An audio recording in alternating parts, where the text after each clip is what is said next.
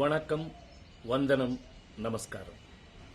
நான் தெலுங்கு நடிகர் ராஜேந்திர பிரசாத். 2 நாளுக்கு முன்னாடி இந்த ஊர்ல ஒரு ஃபங்க்ஷன் நடந்தது.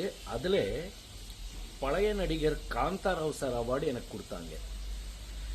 அந்த ஃபங்க்ஷன்ல பேசும்போது நான் சும்மா அப்படி ஜாலியா பேசும்போது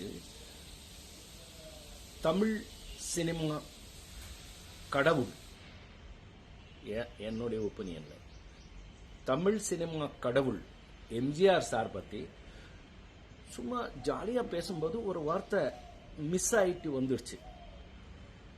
அது இப்போ யார் பண்ணாங்கன்னு தெரியாது, வேணும்னு பெருசு பண்ணி விட்டாங்க. அது நான் ஒன்னும் அந்த மாதிரி அவர் பேசுவேன். நான் எவ்வளவு தைரியம் எனக்கு.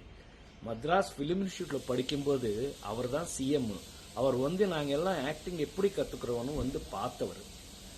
அவர் சொல்ற அளவுக்கு நான் இல்லை.